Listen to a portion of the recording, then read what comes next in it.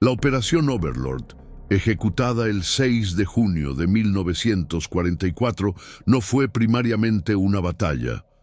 Fue la materialización física de 2 años y medio de producción industrial, planificación matemática y transformación territorial a una escala que no tenía precedente en la historia de la guerra organizada.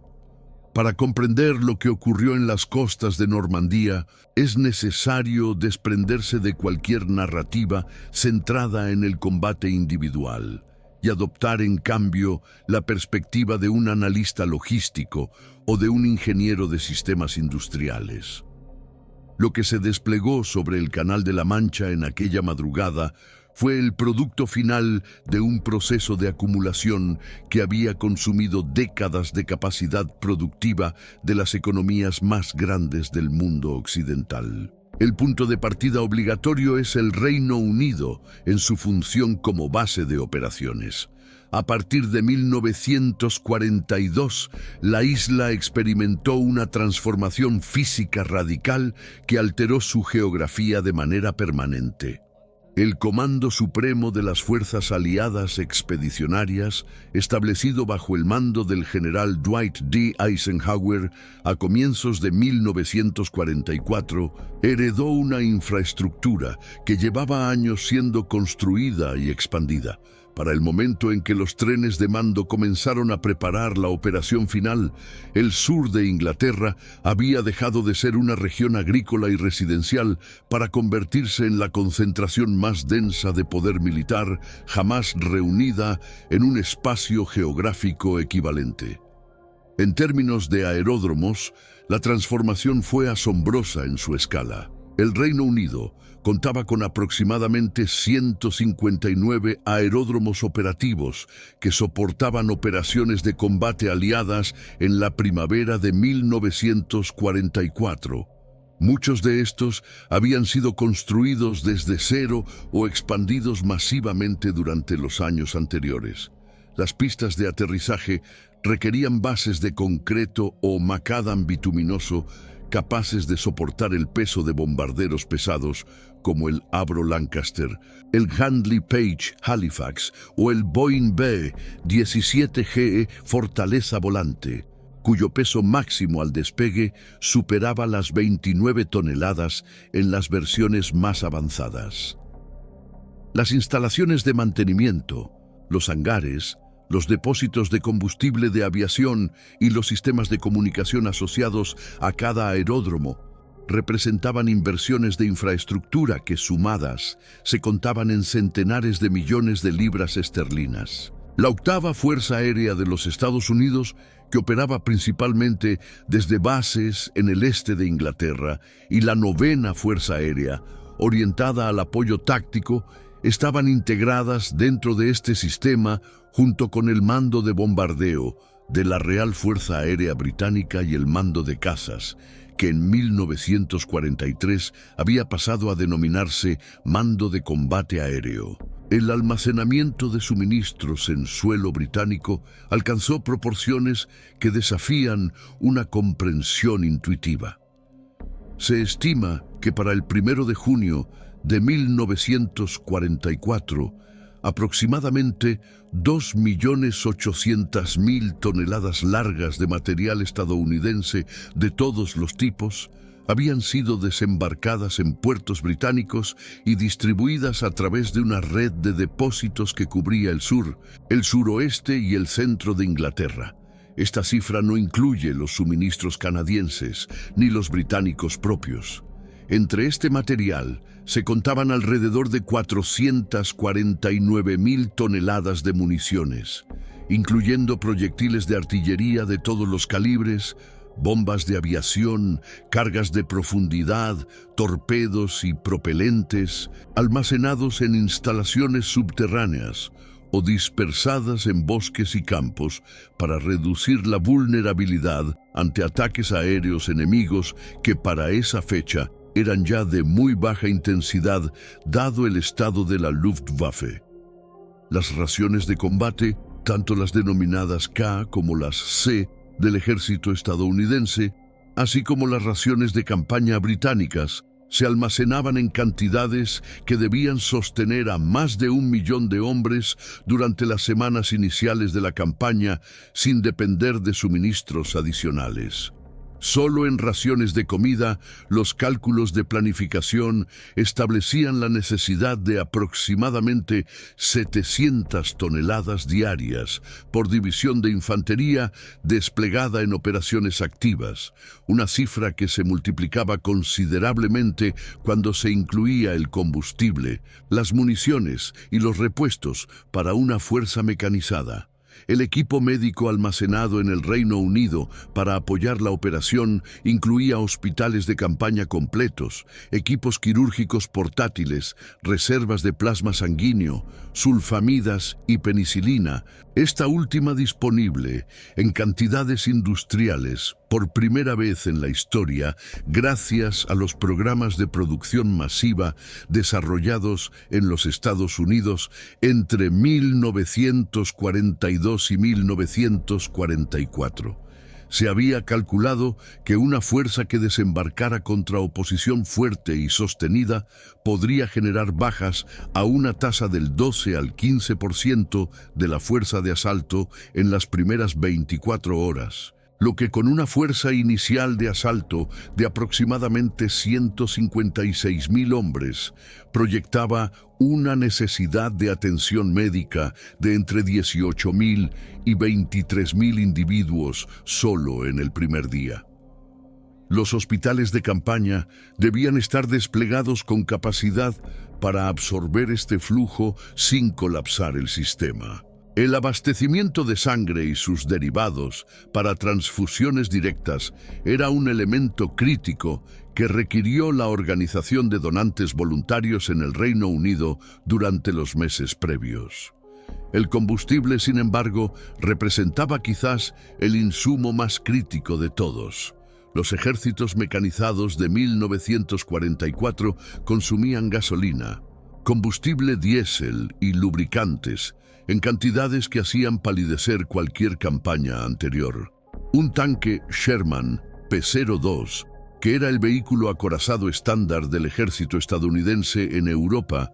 tenía un depósito de aproximadamente 600 litros de gasolina de alto octanaje y consumía en condiciones de combate y movimiento constante entre 1 y 4 litros por kilómetro, dependiendo del terreno, multiplicado por los miles de vehículos acorazados, los camiones, los semiorugas, los jeeps, los generadores portátiles, los barcos de apoyo y las aeronaves. El consumo total de carburantes líquidos para sostener el esfuerzo de Overlord durante su primera semana se estimaba en decenas de miles de toneladas métricas.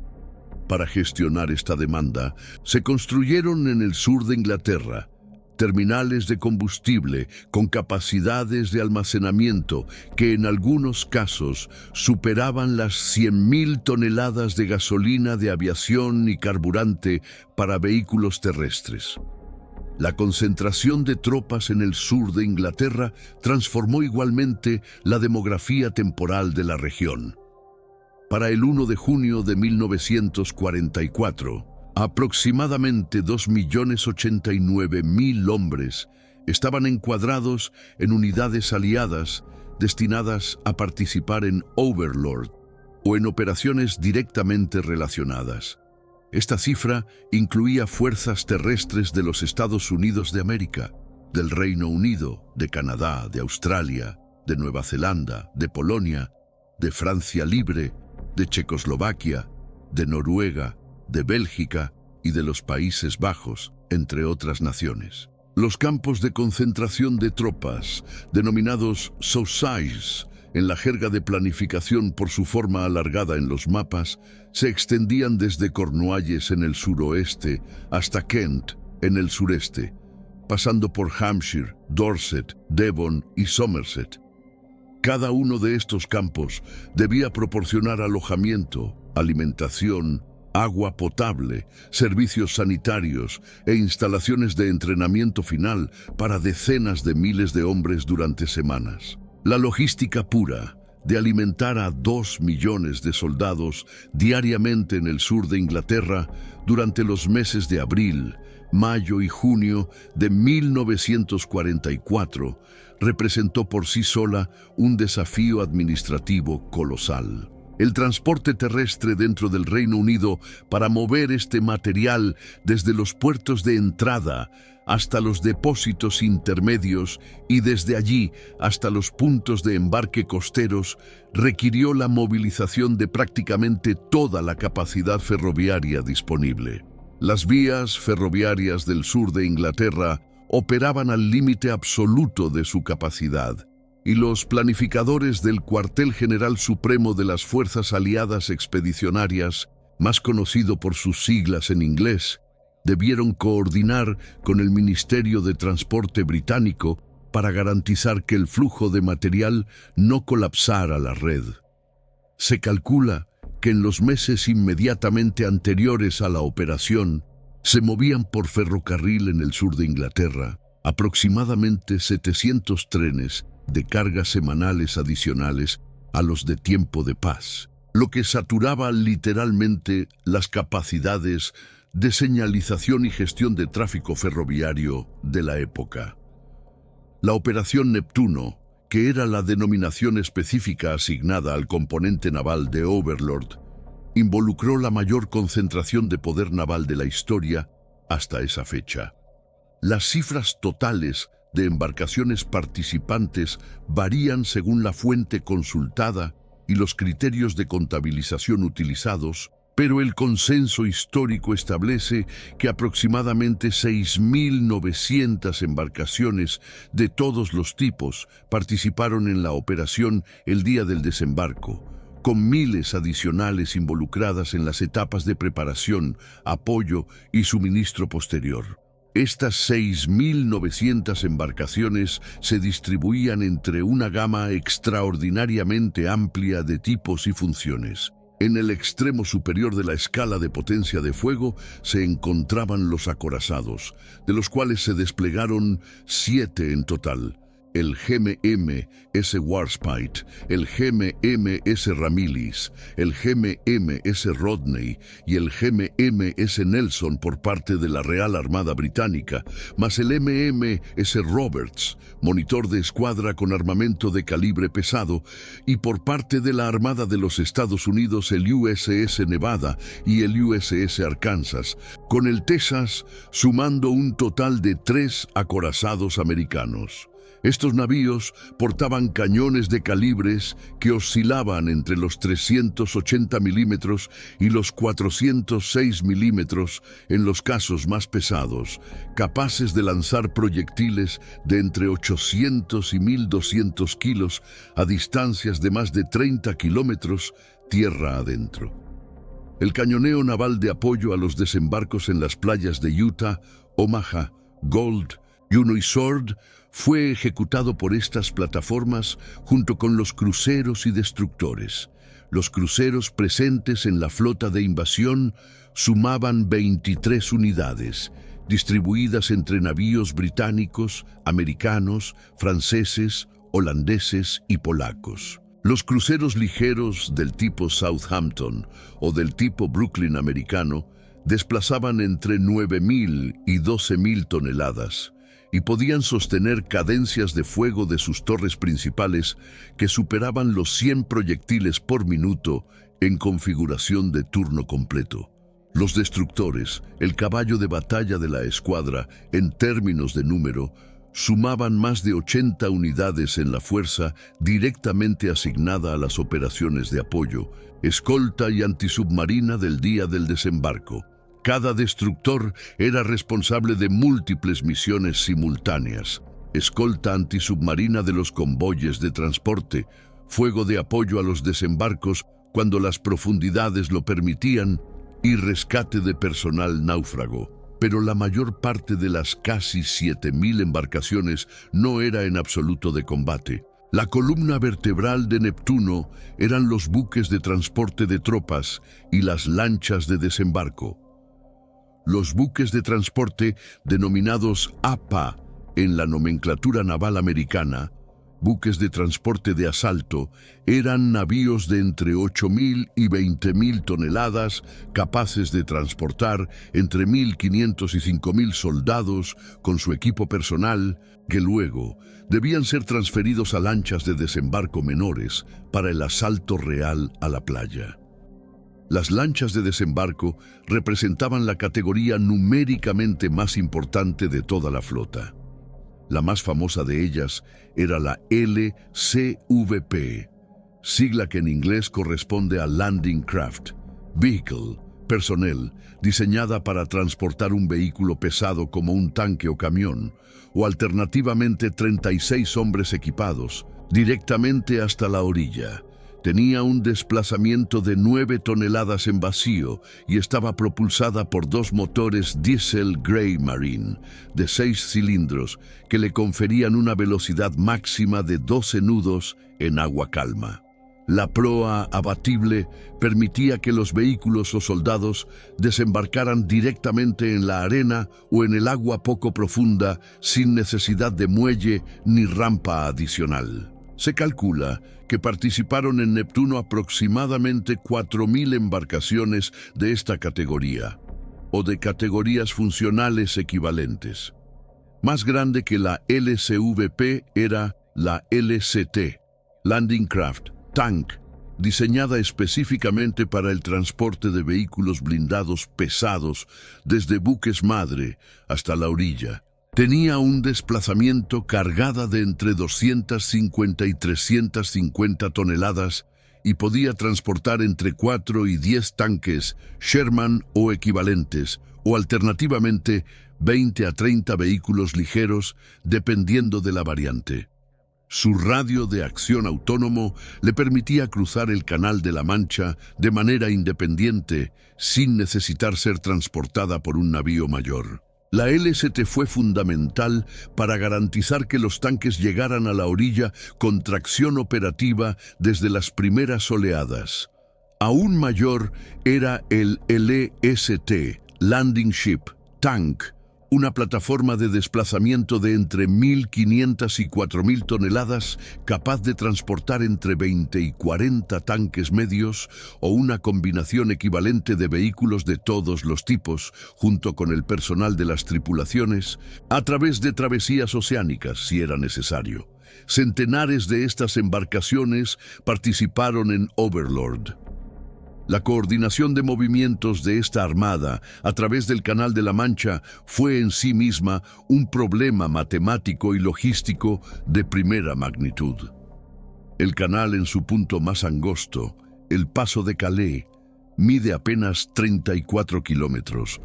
pero el área de operaciones de Neptuno se centraba en la bahía del Sena, frente a la costa de Normandía, donde la distancia desde los puertos de concentración británicos oscilaba entre 120 y 180 kilómetros, dependiendo del puerto de partida y la playa de destino. Los planificadores navales trazaron 5 canales de aproximación al área de desembarco, denominados The Spout o el embudo en la jerga de planificación, más un punto de concentración central denominado Piccadilly Circus, situado aproximadamente a 18 kilómetros al sur de la isla de Wight. Desde este punto, los convoyes se dividían en columnas separadas que navegaban hacia cada una de las 5 playas de desembarco.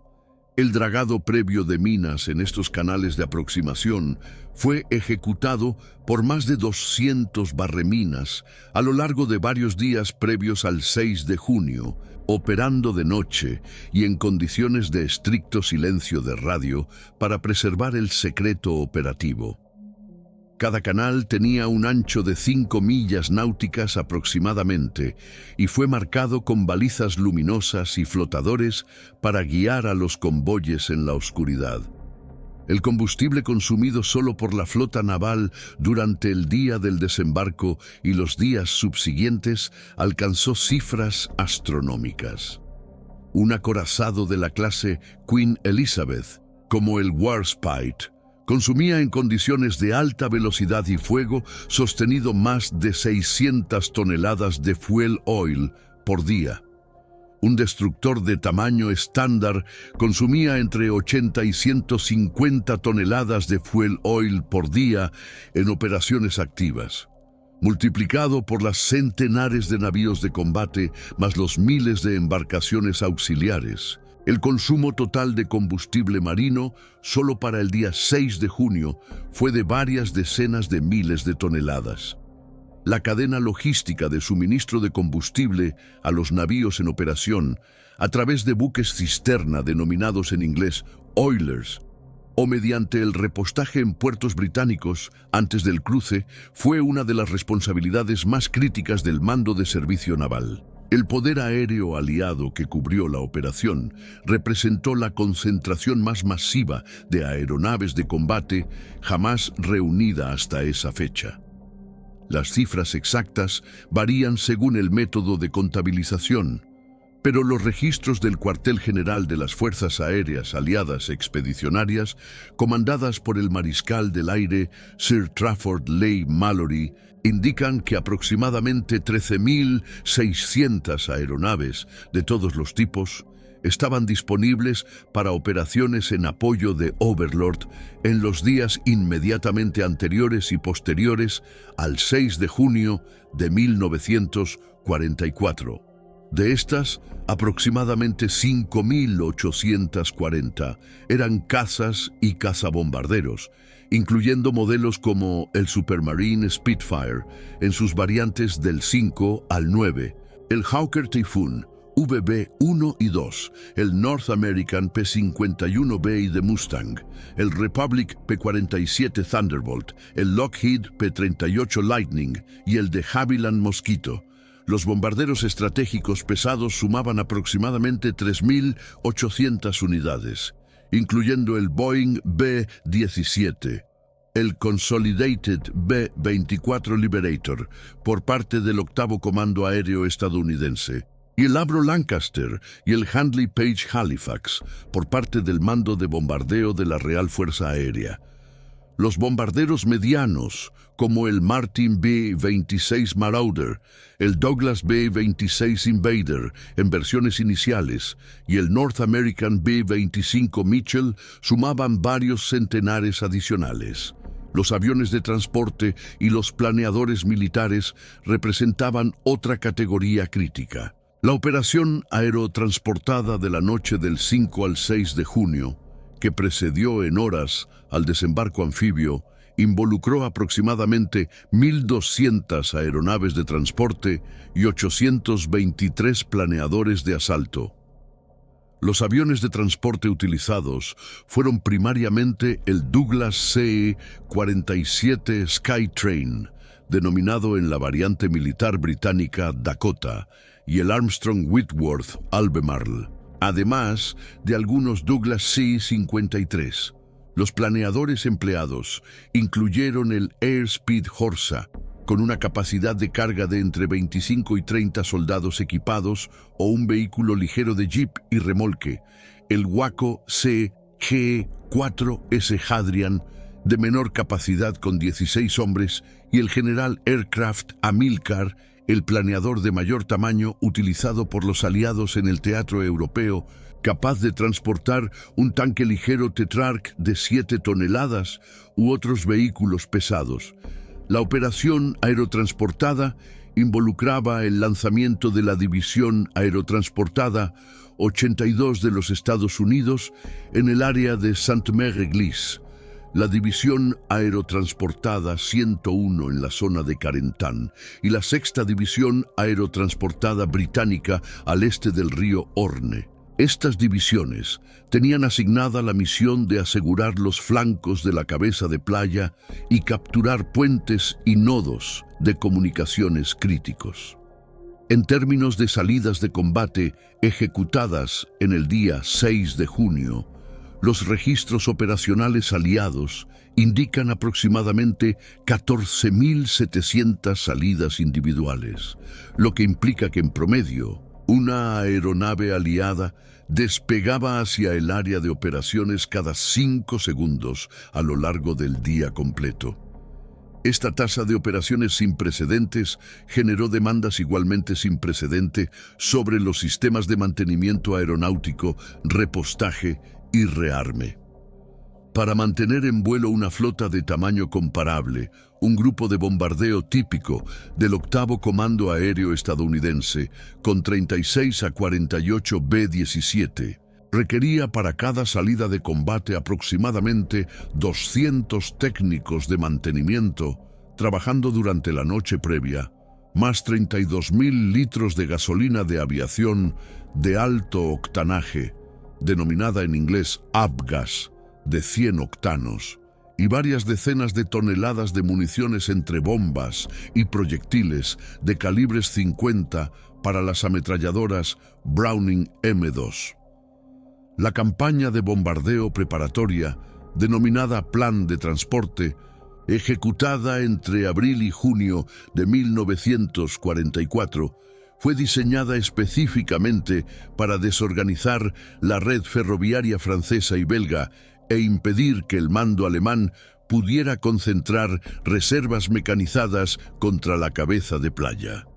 En el período entre el 1 de abril y el 5 de junio de 1944, el mando aéreo estratégico aliado arrojó aproximadamente 71.000 toneladas de bombas sobre objetivos de infraestructura ferroviaria en Francia, Bélgica y Alemania Occidental.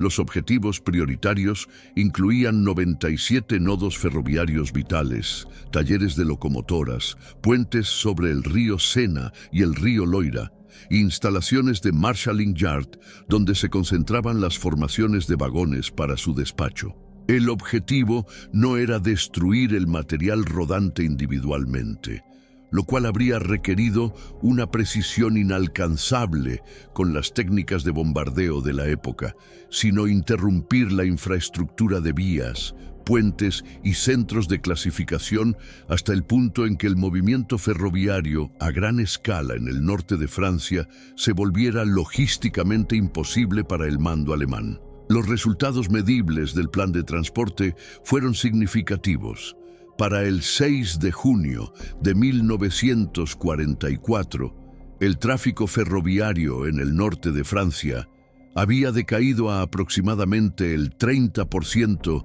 de los niveles de enero de ese año. Los alemanes reparaban las líneas con rapidez considerable, pero la presión aérea sostenida garantizaba que cada reparación tardara más en ejecutarse que el intervalo entre los ataques. Los puentes sobre el Sena entre París y el mar fueron objetivo específico de los bombarderos medianos de la 9ª Fuerza Aérea y del 2º Grupo Aéreo Táctico de la Real Fuerza Aérea entre abril y junio de 1944. De los 24 puentes ferroviarios y de carretera sobre el Sena entre París y Rouen, 18 fueron destruidos o severamente dañados antes del día del desembarco, lo que convirtió al río en una barrera efectiva para el movimiento de refuerzos hacia la costa norte de Normandía desde la dirección de París. Las defensas costeras alemanas, el muro del Atlántico en su sector normando, fueron objeto de bombardeo de saturación en las horas inmediatamente anteriores al desembarco. En el período entre la medianoche y las 6 de la mañana del 6 de junio de 1944, 1.136 bombarderos pesados del mando de bombardeo británico arrojaron 5.139 toneladas de bombas sobre las baterías costeras y posiciones defensivas entre Cherbourg y Le Havre.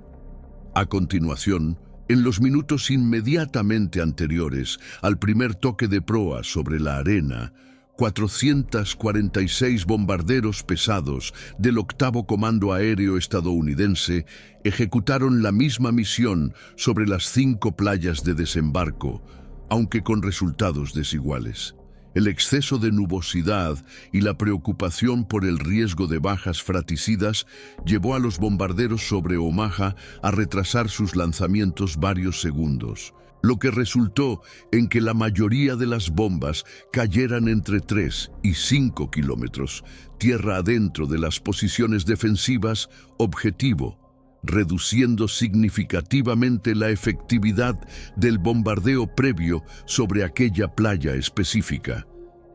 La artillería naval de apoyo completó este fuego preparatorio. En los 30 minutos anteriores a la primera oleada de asalto, los acorazados, cruceros y destructores aliados ejecutaron lo que los planificadores denominaban el Naval Gunfire Support, el apoyo de fuego naval sobre los puntos fuertes y posiciones defensivas identificados a lo largo de las 5 playas. La cantidad de proyectiles disparados en este período fue enorme. Solo el Warspite, el de mayor potencia de fuego individual de la flota aliada presente ese día, con sus 8 cañones de 380 milímetros en torres gemelas, podía lanzar una andanada completa cada 45 segundos aproximadamente, con cada proyectil pesando 879 kilos. La tasa de consumo de munición naval era tan elevada que varios destructores y cruceros debieron retirarse al puerto de Portsmouth o de Weymouth para reabastecerse de proyectiles durante el transcurso del día 6 de junio. Los puertos artificiales Mulberry representan quizás la solución de ingeniería más audaz y ambiciosa de toda la campaña. El problema al que respondían era fundamental. Sin un puerto profundo capturado e inmediatamente operativo, la tasa de descarga de suministros sobre las playas de Normandía estaría limitada por las condiciones meteorológicas y las capacidades de las playas naturales al punto de hacer insostenible el avance aliado. Las playas de Normandía, con su plataforma costera de pendiente suave, sus mareas de gran amplitud, entre 6 y 8 metros entre pleamar y bajamar en algunos puntos, y su vulnerabilidad al oleaje del canal, no eran compatibles con las tasas de descarga que los planificadores calculaban como mínimamente necesarias para sostener las operaciones. La solución fue la construcción de 2 puertos artificiales completos, denominados Mulberry A, asignado al sector estadounidense frente a la playa de Omaha, y Mulberry B, asignado al sector británico frente a la playa de Arromanches, también denominada Gold. Cada uno de estos puertos era en esencia una estructura portuaria flotante de dimensiones equivalentes a las del puerto de Dover en el caso de Mulberry B. Los componentes estructurales incluían los rompeolas flotantes denominados bombardón, que eran estructuras metálicas cruciformes flotantes ancladas en cadena, los diques muelle de hormigón denominados Phoenix o caissons, los bloques de cemento prefabricados denominados whale y los embarcaderos flotantes articulados.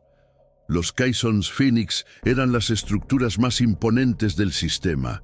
bloques de hormigón armado de dimensiones variables, siendo los más grandes de la clasificación A+ de 60 metros de largo, 18 metros de ancho y 18 metros de alto, con un desplazamiento de 6.000 toneladas cuando estaban vacíos de agua de lastre, para construir solo los caissons necesarios para los 2 puertos Mulberry. La industria de la construcción británica produjo aproximadamente 2.100.000 toneladas de hormigón armado entre la decisión de construirlos, tomada en el verano de 1943, y su completación en la primavera de 1944. El acero utilizado en su armado y en las estructuras flotantes complementarias fue de aproximadamente 100.000 toneladas.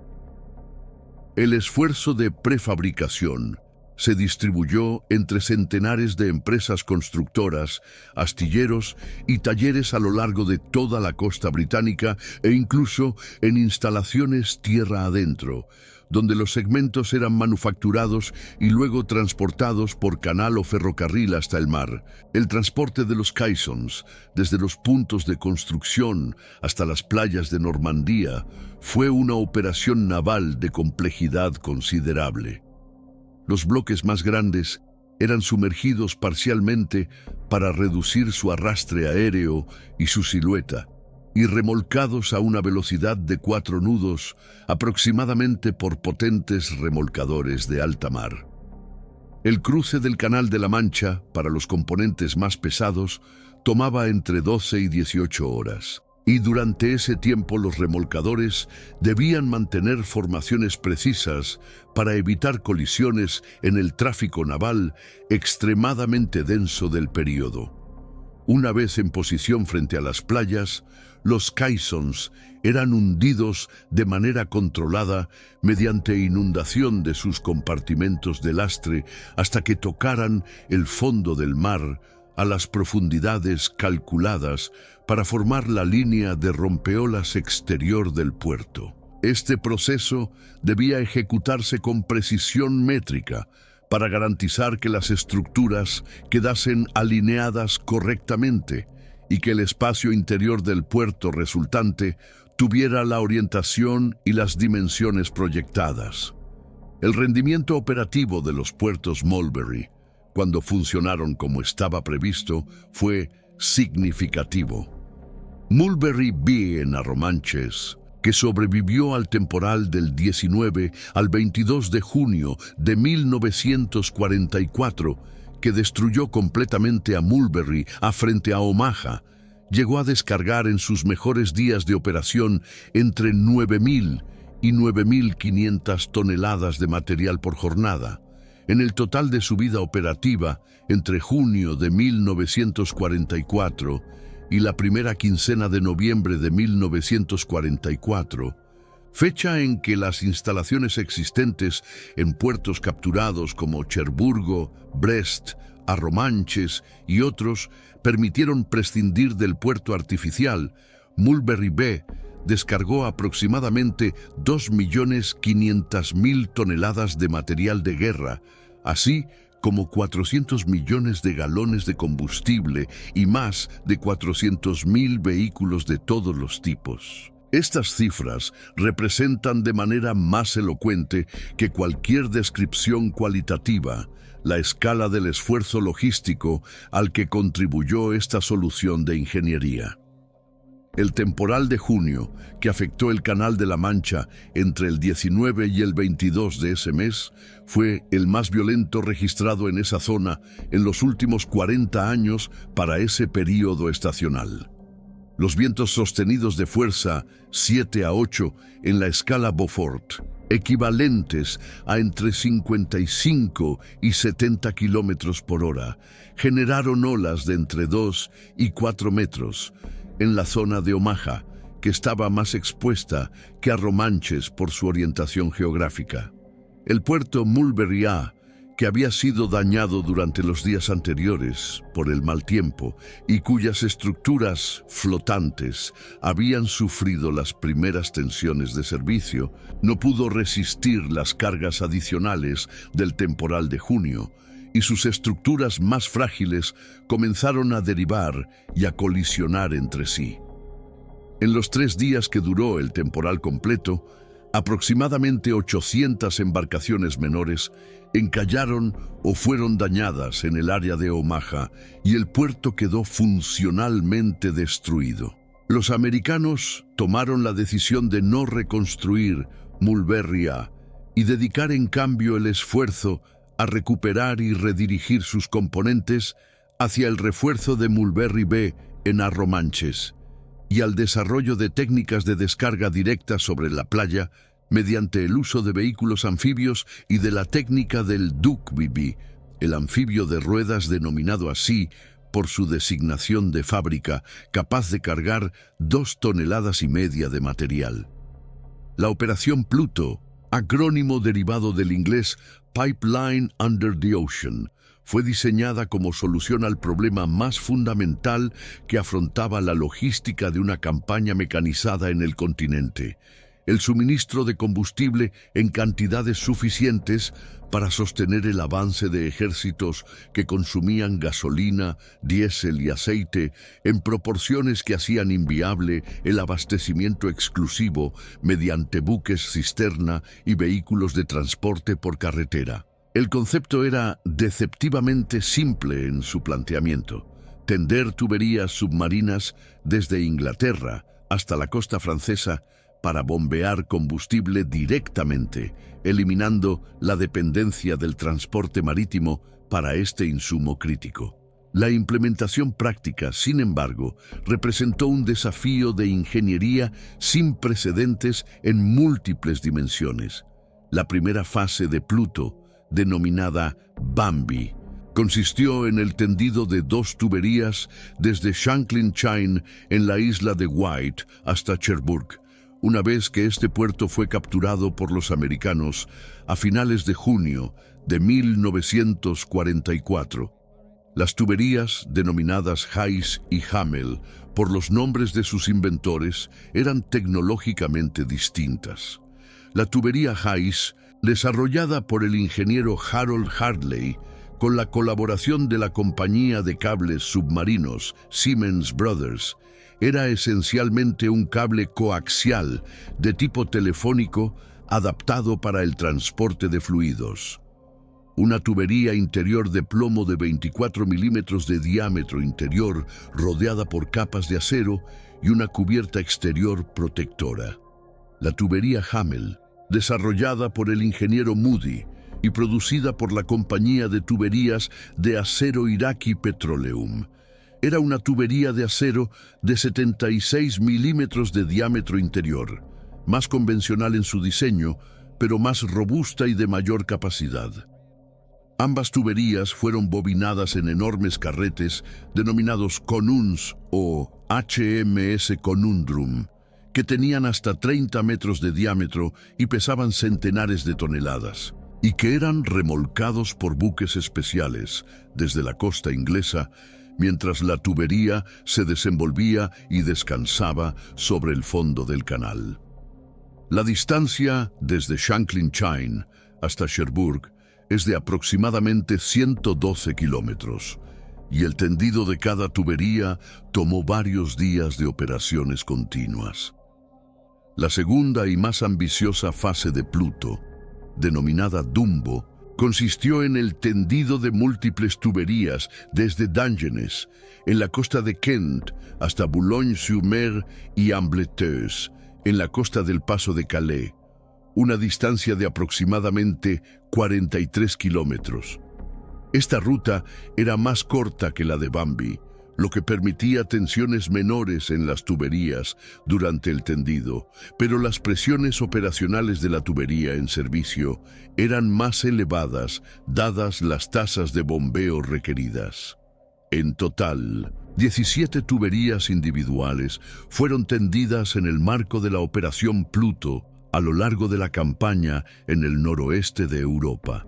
El sistema completo en su configuración máxima era capaz de bombear aproximadamente 1 millón de galones de combustible, equivalentes a aproximadamente 4.554.000 litros, por día hacia el continente. Esta capacidad era insuficiente por sí sola para satisfacer la demanda total de los ejércitos aliados en avance en el verano y otoño de 1944,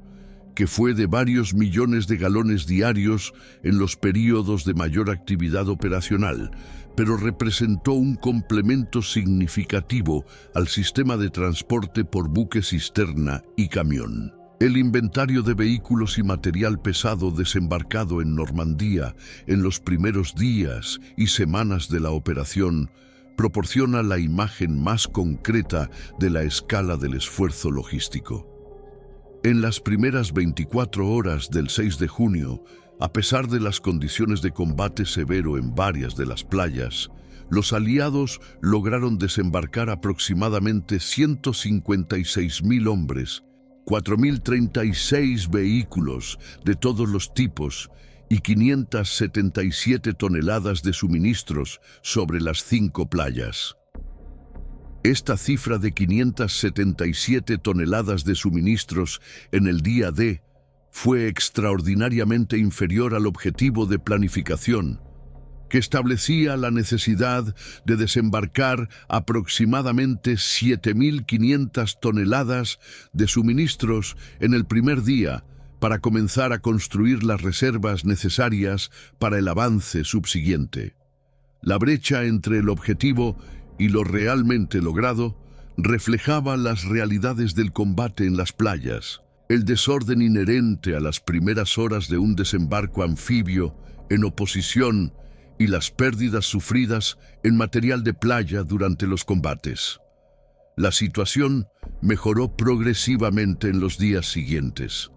Para el día 12 de junio, 6 días después del desembarco inicial, los aliados habían desembarcado aproximadamente 326.000 hombres, 54.000 vehículos de todos los tipos y 104.000 toneladas de suministros. Este ritmo de acumulación, aunque por debajo de algunos objetivos de planificación optimistas, fue suficiente para sostener el establecimiento y la expansión de la cabeza de playa contra la resistencia alemana. Para el final del mes de junio de 1944, es decir, 24 días después del desembarco, aproximadamente 850.000 hombres, 148.000 vehículos y 570.000 toneladas de suministros habían sido desembarcados en Normandía.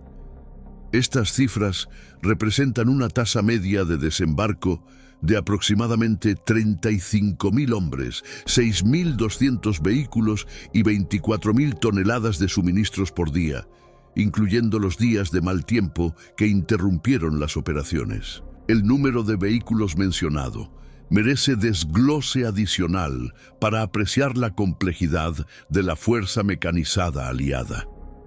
En términos de vehículos terrestres de ruedas,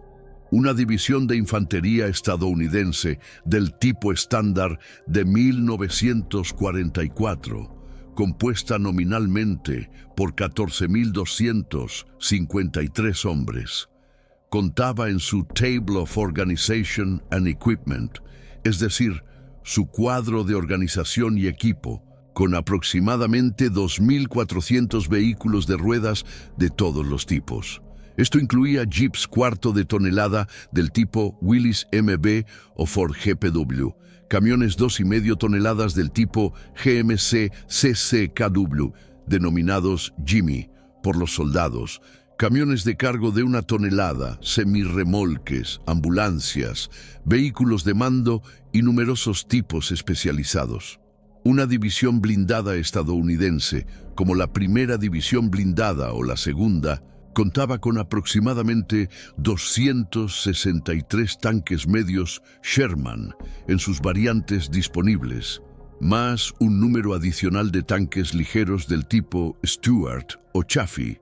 semiorugas de transporte de personal, destructores de tanques del tipo M-10 Wolverine o M-36 Jackson, vehículos de ingeniería y aproximadamente 3.200 vehículos de ruedas adicionales. Los tanques Sherman, que constituyeron el vehículo acorazado principal del ejército de los Estados Unidos durante la campaña de Normandía y la subsiguiente liberación de Francia, existían en múltiples variantes con diferencias técnicas significativas.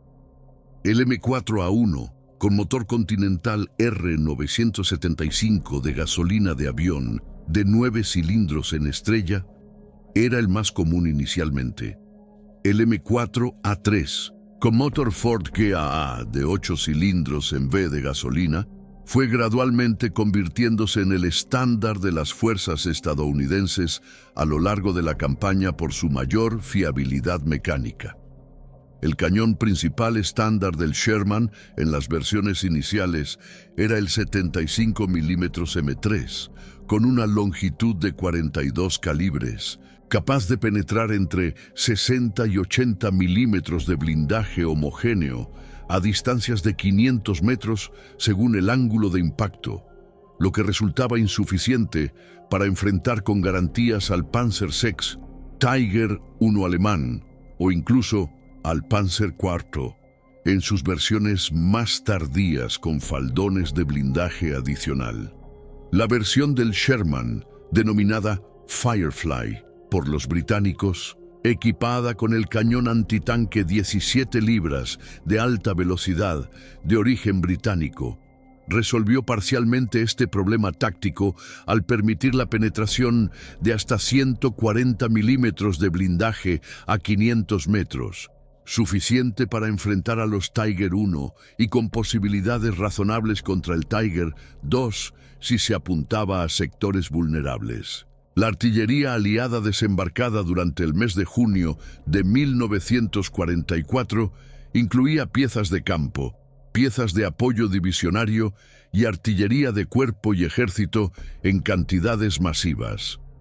Las piezas de campo estándar del ejército estadounidense eran el obús de 105 milímetros M2, con un peso en posición de fuego de 2.300 kilogramos y un alcance máximo de 11 kilómetros con proyectil estándar, y el obús de 155 milímetros M1A1, denominado Long Tom, con un peso en posición de fuego de 5.600 kilogramos y un alcance de 18 kilómetros con proyectil estándar.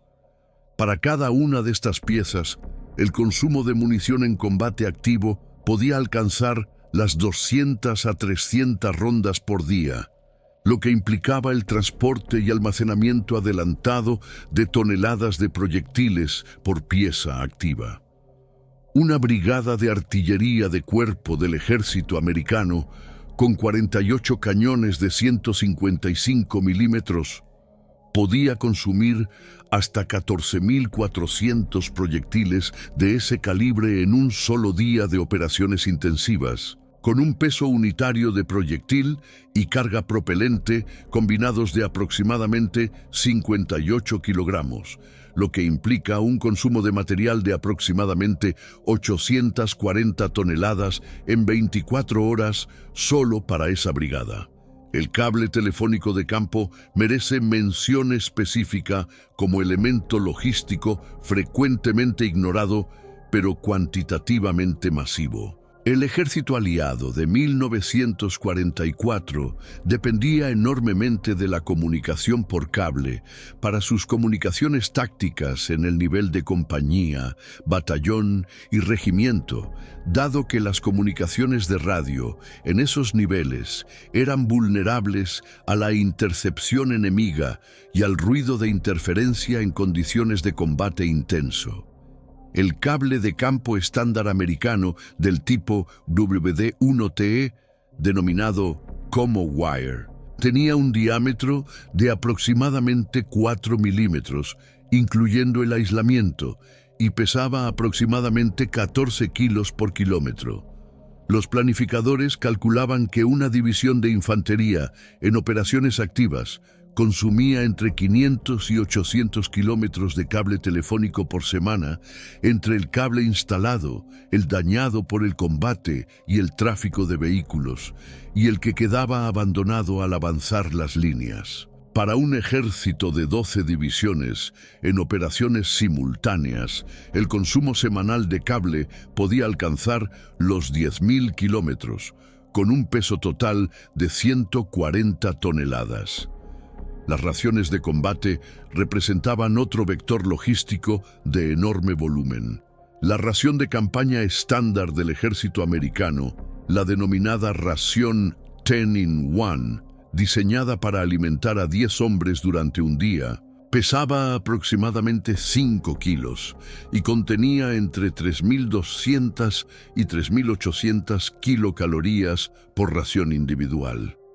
La ración K, diseñada para uso individual, en situaciones de combate intenso, donde no era posible preparar comida en grupo, consistía en 3 empaques por día, desayuno, comida y cena, con un peso total de aproximadamente 1,4 kg y un contenido calórico de aproximadamente 3.000 kilocalorías diarias. Para alimentar a 1 millón de hombres durante un día, a ración K,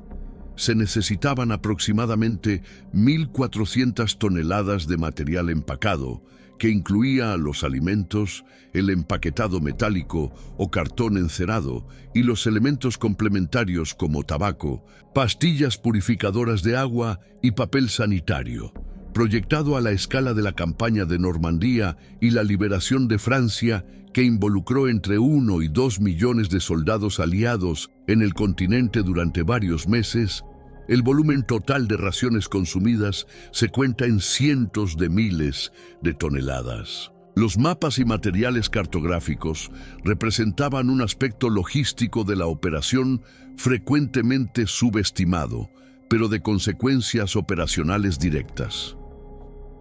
La preparación cartográfica de Overlord fue ejecutada principalmente por el Directorio Geográfico Militar del Estado Mayor Imperial Británico y por el Cuerpo de Ingenieros del Ejército de los Estados Unidos.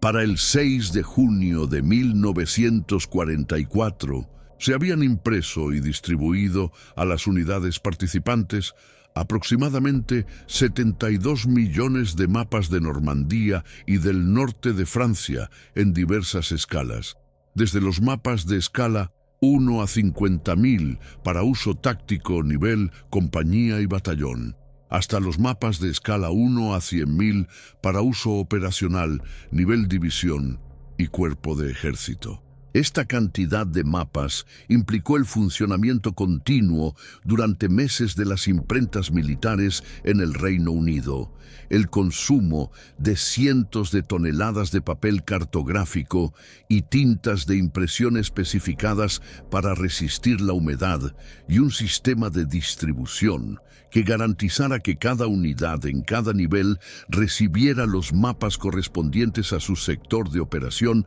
antes de embarcar. La planificación matemática de las tasas de suministro requeridas para sostener el avance aliado tras el establecimiento de la cabeza de playa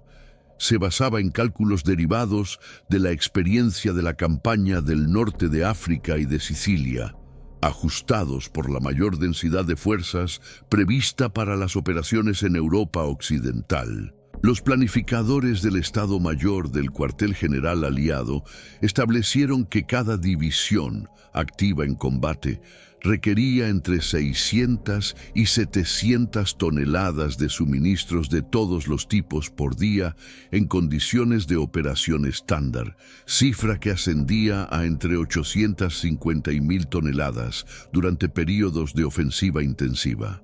La mayor parte de este volumen correspondía a municiones de artillería e infantería, seguido por el combustible para vehículos, las raciones de alimentos, los repuestos mecánicos y el material de ingeniería. Para un grupo de ejércitos de 20 divisiones en operación activa simultánea, la demanda diaria de suministros era de aproximadamente 12.000 a 14.000 toneladas. Para planificar el apoyo a una fuerza que en los meses de verano y otoño de 1944 crecería hasta superar las 50 divisiones aliadas en el frente occidental, los planificadores calculaban demandas diarias de suministros que superaban las 35.000 toneladas por día en el punto de máxima actividad operacional. Esta demanda debía ser satisfecha por una combinación de descarga sobre las playas, uso de los puertos artificiales Mulberry y progresivamente por el uso de los puertos capturados en el continente, en particular Cherburgo, capturada el 27 de junio de 1944 tras una semana de combates. Aunque sus instalaciones portuarias tardaron varias semanas adicionales en ser restauradas a una capacidad operacional mínima, dado el daño sistemático que el mando alemán había infligido deliberadamente sobre las grúas, los muelles y los canales de navegación del puerto antes de su capitulación. El sistema de logística más adelantada, denominado en la doctrina americana Combat Service Support o apoyo de servicio de combate, requería una estructura de transporte por carretera de dimensiones colosales para mover el material desde los puntos de descarga en la costa hasta los depósitos intermedios y desde estos hasta las unidades de combate en primera línea. Las divisiones de transporte motorizado americanas, organizadas en batallones de camiones 2,5 toneladas, podían cada una movilizar entre 300 y 400 toneladas de material por viaje en una sola oleada. Con los recursos disponibles y las distancias que aumentaban progresivamente a medida que el frente se alejaba de la costa, el sistema de transporte por carretera se convirtió en el cuello de botella logístico principal de la campaña tras la ruptura de Normandía en agosto de 1944. La respuesta fue la organización de la famosa Ruta del Bola de Fuego, denominada Red Ball Express en inglés, que en su periodo de máxima actividad entre agosto y noviembre de 1944 involucró más de 6.000 camiones funcionando en un circuito de tráfico unidireccional, 24 horas al día, entre los depósitos de la costa normanda y los puntos de abastecimiento avanzados que seguían al frente en su avance a través de Francia y hacia la frontera alemana. La ruta Red Ball movió en total aproximadamente 800.000 toneladas de material entre agosto y noviembre de 1944, consumiendo para ello cantidades de combustible y causando desgaste mecánico sobre sus vehículos que comenzaron a representar un problema logístico en sí mismo. El peso estadístico de la Operación Overlord y de la campaña de Normandía en su conjunto se puede resumir en unas pocas cifras macro que capturan la escala del esfuerzo. En los primeros 90 días de operaciones en el continente, desde el 6 de junio hasta el 4 de septiembre de 1944, los aliados desembarcaron en Normandía aproximadamente 2 millones de hombres, 438.000 vehículos y 3.400.000 toneladas de suministros. Estas cifras representan un promedio diario de aproximadamente 22.200 hombres, 4.878 vehículos y 37.778 toneladas de suministros durante el periodo completo, aunque la distribución no fue uniforme, sino que se aceleró progresivamente a medida que las capacidades portuarias disponibles aumentaron. Para alcanzar estas tasas de desembarco, fue necesario mantener activos simultáneamente más de una veintena de playas y puntos de descarga a lo largo de la costa normanda, coordinar el movimiento de centenares de embarcaciones por día en el área de operaciones y mantener en operación la cadena completa desde los astilleros y fábricas americanas que producían el material original hasta los depósitos adelantados en el continente. La producción industrial americana, que alimentó el esfuerzo, merece una consideración final. En 1944, los Estados Unidos producían aproximadamente 96.000 aeronaves militares, 19.000 tanques y vehículos blindados, y 92.000 vehículos militares de ruedas por año. La construcción naval militar alcanzó en ese año su punto máximo, con la botadura de aproximadamente 9 millones de toneladas de desplazamiento en buques de guerra y transporte. La producción de municiones incluía entre 4.000 y 5.000 millones de cartuchos de fusil y metralladora por año y decenas de millones de proyectiles de artillería de todos los calibres. Esta producción, distribuida entre los aliados mediante el sistema de préstamo y arriendo, establecido por la ley del mismo nombre, aprobada en marzo de 1941, proporcionó la base material sin la cual ninguna planificación táctica ni operacional, por brillante que fuera en su concepción, habría podido traducirse en acción efectiva. La operación Overlord fue en su esencia la expresión final de esta superioridad productiva, el momento en que la capacidad industrial acumulada durante 3 años de economía de guerra a plena marcha se materializó en forma de fuerzas, equipos y suministros sobre las playas de Normandía, con consecuencias para el curso de la Segunda Guerra Mundial que estaban determinadas en medida sustancial, mucho antes de que el primer soldado tocara la arena.